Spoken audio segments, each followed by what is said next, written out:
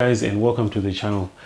I decided to make this video because I'm finding myself having this conversation many times when you guys get a hold of me trying to get your car set up or tuned or anything like that. So I decided to make this video so that we can iron out a few issues so that I don't keep on repeating myself every single conversation, every single time I'm talking to somebody on WhatsApp or on Facebook or on any of our platforms. Now, as you guys know, we are a tuning company, an emissions and a tuning company. We have been predominantly a diesel company, right, where we just work on diesel vehicles, tuning diesel cars and so forth and so forth. And of course, we've started to dabble into these petrol vehicles as well. Now, what we have learned over the period of time, what we have discovered working on these cars is, they do have potential to make more power as they are stock. For example, on a diesel car, we know that we are likely going to, with the setup as it comes from factory, to be able to make up to 35%. Some even make more, up to about 35-38%. We see that sometimes as we tune vehicles. And I'll tell you this, 10% is a lot.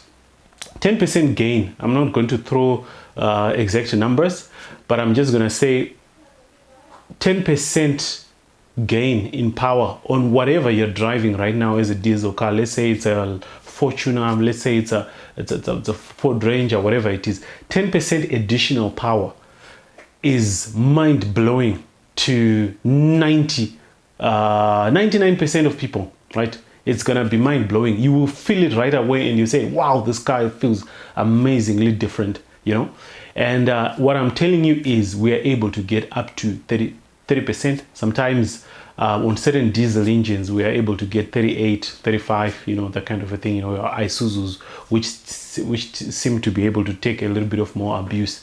So it's a lot. 30% is a lot. And so is something like 10%.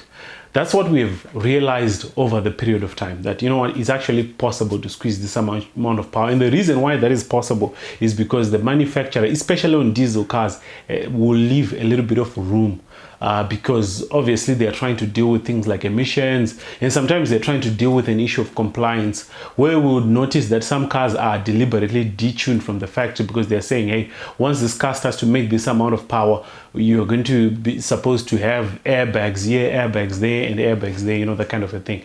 So you will find out that there's a little bit of more potential to actually squeeze that power out of the vehicle, right? But that said, I will tell you that there is a cap to what they are able to make. And for petrol vehicles, we notice that you're looking at something between, what can I say, 10 to 18%. That's going to be the range of what the car is stock. Like when I'm talking about a stock car, I'm talking about a car that has got the same engine it rolled out of the factory. It has got the same turbocharger that rolled out of the factory, the same injectors, just that's what I mean stock, right? Yes, I know you could put an exhaust and then you think your car is stock. It is still stock in my book. So the power is generally going to be between up to about 30, let's say 30%, 20, let's just say 20 to 38% for diesel. And then for petrols, you're looking at 10 to 18%. That's going to be the gain from a stock vehicle.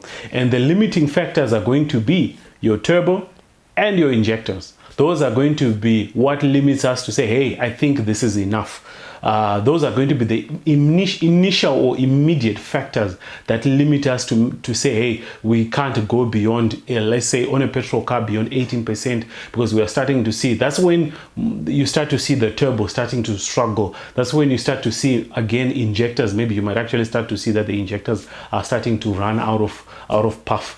That's generally what we see, right? And for direct cars with direct injection, might be more than 18% for the injectors, but generally speaking, 18% is the cap. It's either the turbo or the injector is going to finish at about 18%. So that said, what I'm really trying to explain to you is what determines the power that your car is going to make is going to be the hardware that is on your vehicle, right? Now many times when people call me, they'll say, hey, look, I want I'm gonna bring my car and I want you to to set up a stage 2 on my car, or make a stage 2 tune. And then the next question I'm going to ask is, what exactly do you understand about these statements? Because, you know, a lot of times you hear people throw those statements and they think that when a car is stage 2 or stage 3, it means maybe the tuner is holding back. Like when your car comes, I'm gonna tune it. Stage 1 is just gonna give you 5%, and that's it. And you need to pay more so that I can, you know, tune it all. Look, the point I'm trying to say is, what limits what your car makes is actually going to be the hardware that is on the vehicle. I'm not gonna hold back to say your car is just gonna make this, you know, just because I think you should pay me more so that it makes more. No, what's just going to limit the power that's going to make is the hardware that you're going to make. If you come to me and say, hey, look, I've got a Golf GTI, my target is to make 400 horsepower. Now with the stock turbo, you're not going to make 400 horsepower with a Golf GTI. It's just not possible, right? It is just not possible, right? I know the Golf GTIs, they make 230 horsepower with that stock, is it 230, 240, somewhere in that ballpark, with that stock turbo. And when they're tuned, you're probably seeing something, a number closer to 300 or just over 300. Those are the numbers that are realistic. And when you want to approach the 400 mark, like, I mean, one of the GTIs that you saw on our YouTube channel, things have to change, right? Which is your turbocharger. You have to upgrade the turbocharger and get a turbo that's able to flow the amount of air that's going to make that 400 horsepower. Now, why is it that manufacturers will make a car that will limit it, like on the petrols, are saying 10 to 18%?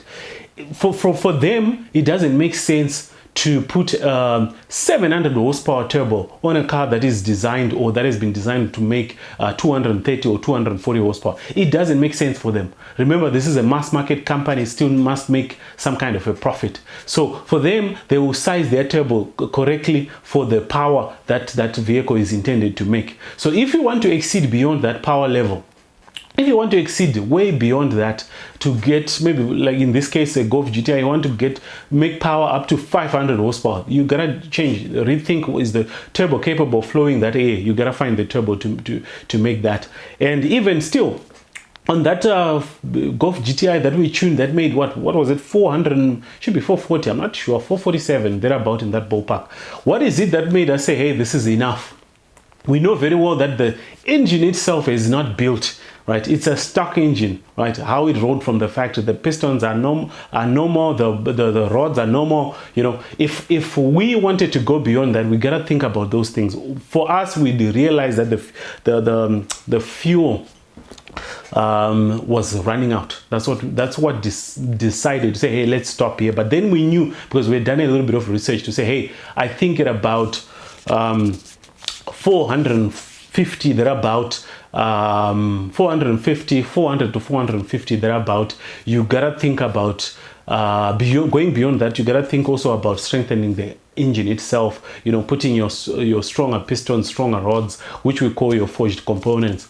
So that's what then makes me as a tuner decide to say, hey, I think we are going to end here because this needs to be done. So I'm going to talk about another example, give another example. I love giving examples because, you know what, they really drive the point home right into your living room chair, right? So that you totally understand this.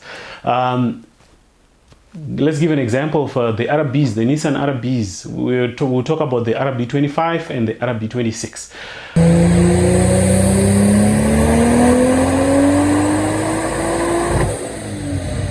The RB25 being the 2.5 liter Nissan Skyline engine, and then the 2.6, the Skyline engine as well.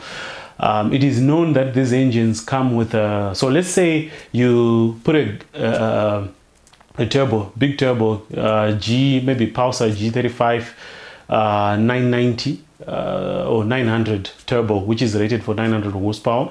You've got your 1000cc injector, so you know they're gonna flow sufficient fuel to for up to 900 horsepower. You've got, you know, your pressure regulators. Of course, your stock regulators are not going to be able to maintain the pressures for such high amounts of power, but let's say you've got the right regulator for that kind of power level. You know, you've also done your clutches, because again, your clutch is also rated, right? Your clutches come with a rating. This is why then we tune cars on the dyno, because the dyno report is also going to be a prescription for the kind of for the kind of clutch that you're going to need. In fact, I will say that you know, there are tools online which will help you calculate and know what kind of clutch that you're going to need. So you can actually with those calculators online, you can actually put the target horsepower that you're going to make, at what RPM is going to calculate your Newton meters of torque, and from there you can use that Newton meter of torque reading as a prescription for the kind of clutch that you need. So most of the clutches that are available on the market are probably going to be up to your 650 Newton meter clutch. Those are easy to find. Anything that goes beyond that into your 800 Newton meter territory clutch, or 900 Newton meter territory clutch, which I think for a 900 horsepower, you're probably going to need a very heavy clutch, one that's able to sustain maybe 900 or let's say 800 Newton meters of torque. Those ones can be a little bit hard to find. You're probably going to import them from very, very far away, and you know, they're going to cost a bit more. So let's say you've got all that in place, and you know that the gearbox that's on the vehicle is able to take 900 Newton meters of torque. It's not going to explode, right? All that has been taken care of. What you need to understand is you also need to look at the engine itself. Is it able to make 900 horsepower? If that's your target, if you want to make 600 horsepower on that car, is it even possible to make 600 horsepower? Now, as I was saying, the RB25 is known that at 350 horsepower, you're going to have issues with a head gasket, because it is made of graphite. It's not it's not a multi-layer steel gasket like what we see in your 1JZ and 2JZ, which can handle up to 1,000 horsepower, you know. No, that one is graphite, so you need to upgrade that. So after you've upgraded your gasket, then you know that on an RB25 you are able to exceed 350 horsepower. Seen some RBs that we've posted on our YouTube channel, RB25 capped to 350, and then an RB26 capped to 500 horsepower.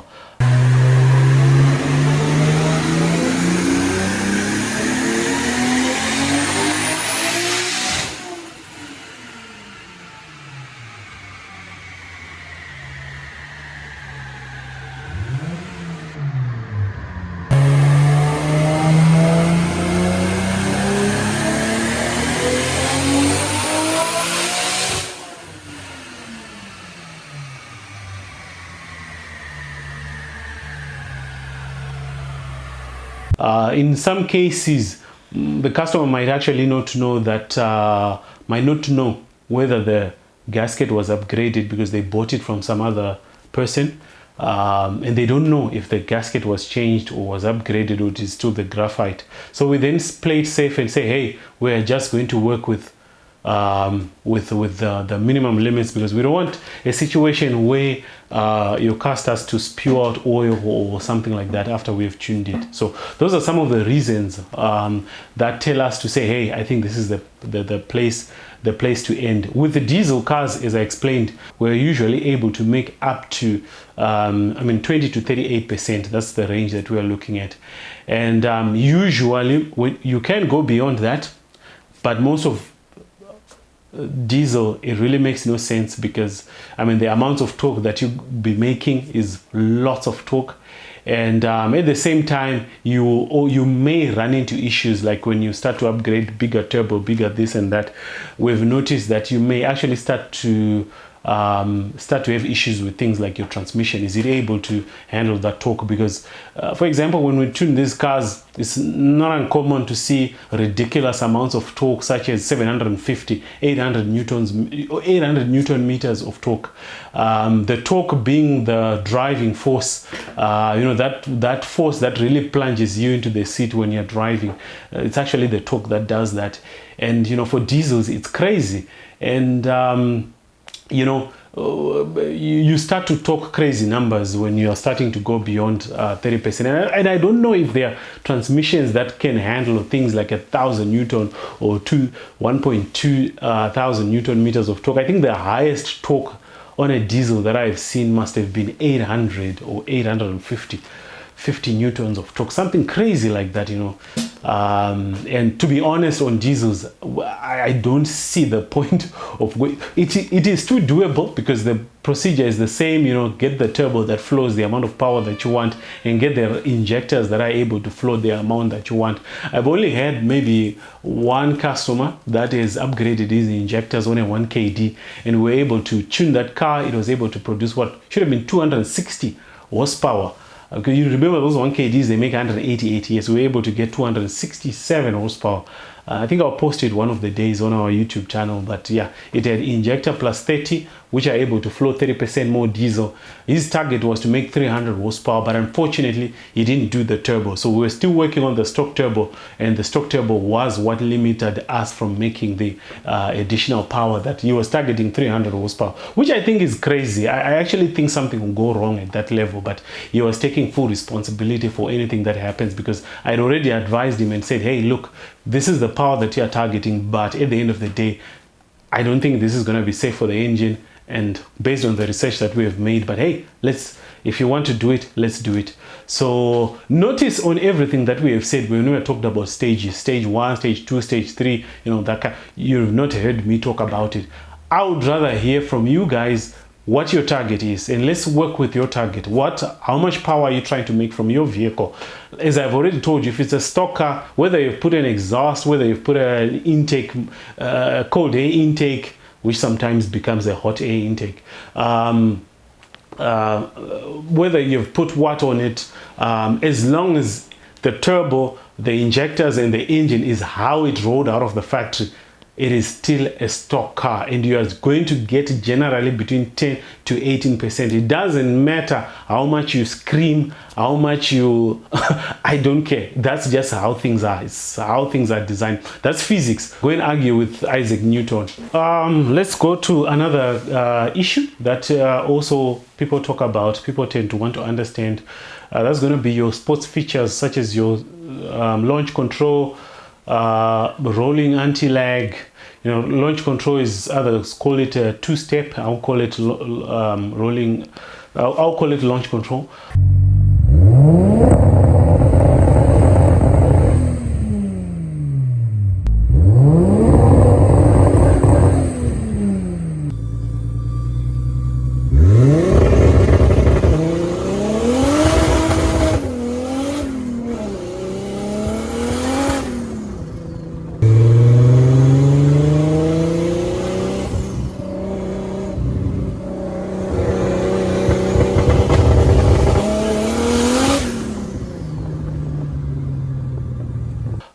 You know, those features, you know, they are very good, and they work, and they are predominantly, we set them up predominantly on petrol vehicles. Sometimes when you've got a car that has got a turbo that's a little bit laggy, and you just want the turbo to come online, or you want it to come very quickly, that's when we tend to use those features. So essentially what those features do is you are essentially dumping fuel into the exhaust so as to increase the amount of energy that is being produced, that is going through the turbo. When energy has been increased, you know, the turbo will just make boost, you know, instant boost. Actually, that's pretty much how it works. On diesel cars, I know that I've had people call me about that. They wanted those systems on your 1KDs. It's not possible to implement. Yeah, I think maybe the way that diesel works, because diesel works by compression ignition, it doesn't have a spark plug whereby it fires a spark. We are not able to actually make that launch control, and we're not able to make rolling anti-lag on your diesels. So unfortunately, those features are mainly going to work on your petrol kind of a vehicle. Now, yes, some vehicles come from the factory with your launch control. For example, your Golf GTIs, they already have a launch control feature. Even your BMWs, such as your S range of engines, your S55s, maybe your S58s, I guess, I don't know, your B58s, I'm sure they come with that as well. They come from the factory with that launch control feature, and it works. So essentially when we're tuning, sometimes we're just enhancing because we want the car to launch with more boost, because with launch control essentially we're just making more boost, we're just making boost with the car stationary, right? And such that when you dump the clutch, the car is not going to wait half a second or so to make boost. The boost is already there, you're already going, that kind of a thing. That's pretty much how it works. People, they tend to tie all that into stage 1, stage 2, stage 3. And again, I didn't use those terms. If you want launch control, you can ask me, hey, can we put launch control? We're gonna put it for you, unless we feel like it's not safe to put launch control on your vehicle. Like for example, your SR20 engines, you know, the way that they've made the cams are such that they're not the design is not ideal. It's good for what they're trying to achieve, but for any other additional motorsport features such as your launch control and your rolling anti-lag, the design is not good. It creates a lot of pressure against the valves and you end up popping rocker arms, which becomes a common occurrence. Remember what I said, when I'm setting up your car, I'm setting it up in such a way that at the end of the day, I don't want to be worried about you calling me all the time that, hey, my car is now doing this, my car is now doing this, ever since you tuned, this is happening. You know, those are not issues that I want to hear. When I've tuned a car, we want to make sure that when it rolls out of our gate, that car is just as good as any other factory car,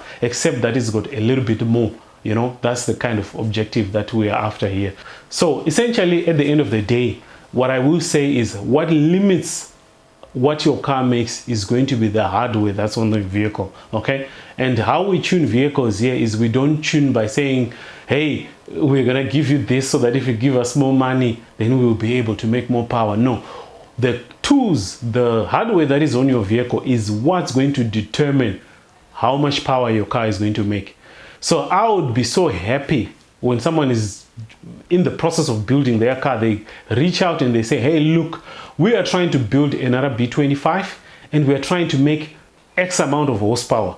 What is it that we are supposed to look for? What is it that we are supposed to make sure that we have done before the car comes to you guys for tuning, before your car comes to you for setup? And I'll give you a list. I'll be so happy to hear that, because then I'm not dealing with someone who at the end of the day bring their car here and they're gonna be expecting something out of the ordinary, you know, which is how engines break, which is how cars blow up, really, you know. So if you've got say a Golf GTI and they're trying to make more power out of it, you're targeting X amount of power, call me right away. Hey, look, I've got a Golf, this is what I want, and how can we achieve this? I will tell you the hard way. Change this, change this, change that.